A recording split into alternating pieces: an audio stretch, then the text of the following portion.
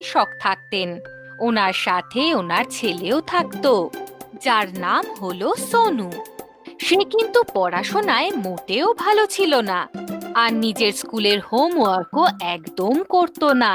কিন্তু ওর ভগবানের প্রতি খুবই বিশ্বাস ছিল। ও প্রতিদিন ভগবানকে একটা করে লাড্ডু দিত আর প্রার্থনা করত। ভগবান, সব সময় তোমার কৃপা দৃষ্টি আমার উপর রেখো। আমি পড়াশোনায় একেবারেই ভালো নই।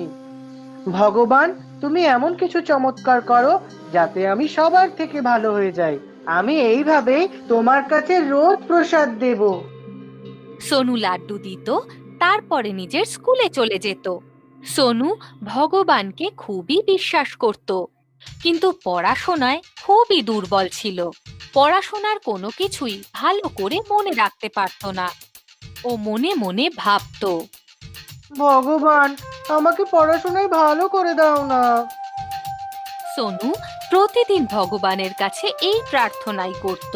একদিন ও লাড্ডু নিয়ে মন্দিরে আবার পুজো দিতে যায়, আর সেখানে গিয়ে ভগবানের কাছে প্রার্থনা করতে লাগলো। তখনই ওর কাছে একটা পেন্সিল চলে এলো। ও চোখ খুললো আর বলল, আরে, এই পেন্সিলটা কার? কোথা থেকে এলো? এখানে তো কাউকেই দেখতে পাচ্ছি না। এই পেন্সিলটা তো খুব আলাদা মনে হচ্ছে। ঠিক আছে, তাহলে আমিই রেখে দিচ্ছি। সোনু সেই পেন্সিলটা নিজের সাথে নিয়ে গেল। ও বাড়িতে গিয়ে পড়াশুনো করতে বসলো, আর ওই পেন্সিল দিয়ে লিখতে শুরু করলো। আর হঠাৎ সেই পেন্সিলটা চকচক করে উঠলো আর নিজে থেকে লিখতে লাগলো। হোমওয়ার্ক সম্পূর্ণ হয়ে গেল। সোনু অবাক হয়ে বলল, আরে, এ কি? এই পেন্সিলটা তো আমার সব কাজ করে দিয়েছে।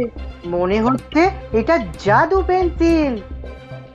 সোনু এবার অন্য একটা খাতা বের করলো। পেন্সিল আবার একইভাবে লিখতে শুরু করলো, আর সেই কাজটাও সম্পূর্ণ হয়ে গেল। এবারও বিশ্বাস করতে লাগলো যে এটা জাদুর পেন্সিল। ও খুশি হয়ে বলতে লাগলো, ধন্যবাদ ভগবান, এই জাদু পেন্সিলটা তুমি আমাকে দিয়েছো। একদিন ও যখন স্কুলে গেল, তখন মাস্টার মশাই সোনুকে বললেন, সোনু, তোমার সব হোমওয়ার্ক গুলো দেখাও। সবগুলো ঠিকঠাক করেছো কিনা? ঠিক আছে মাস্টার মশাই, এক্ষুনি দেখাচ্ছি। মাস্টার মশাই যখন সোনুর খাতা দেখলেন, তিনিও অবাক হয়ে গেলেন। ওনার মনে হলো কিছু গন্ডগোল আছে। উনি সোনুকে জিজ্ঞাসা করলেন, আচ্ছা সোনু, এটা বলো দেখি, আমাদের জাতীয় পাখির নাম কি? তখন সোনু কিছু মনে করতে পারল না আর বলল, আমার মনে নেই। মাস্টার মশাই সোনুকে খুব বকা দিলেন সমস্ত বাচ্চার সামনে। সোনুর চোখে জল চলে এলো, আর ও নিজের ভুল বুঝতে পারলো। মন্দিরে গিয়ে ভগবানের কাছে সোনু হাত জোড় করে ক্ষমা চাইলো। ও বুঝতে পারলো ভগবান ওকে কি শিক্ষা দিতে চেয়েছেন। ও জাদুর পেন্সিল এটা বলে ফিরিয়ে দিল, ভগবান এই পেন্সিলটা শুধু লেখার কাজ করবে, আসল পরিশ্রম তো আমায় করতে হবে। আমাকেই পড়াশোনা করে জ্ঞান অর্জন করতে হবে, আর তাহলে তো আমি ভালো নাম্বার পাবো, আর আমি আমার মা বাবার নাম উজ্জ্বল করতে পারবো।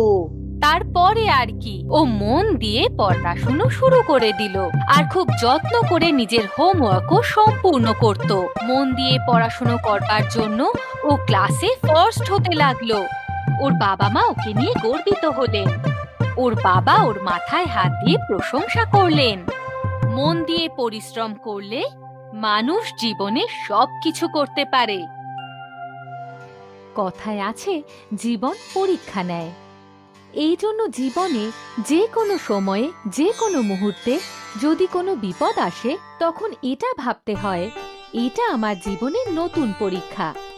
আর সেই সময় খুব ভেবে চিন্তে তার উত্তর দেওয়া উচিত। হতে পারে আপনার সেই উত্তরে আপনার জীবনের সবচেয়ে বড় সফলতা লুকিয়ে আছে। আজ আমাদের গল্প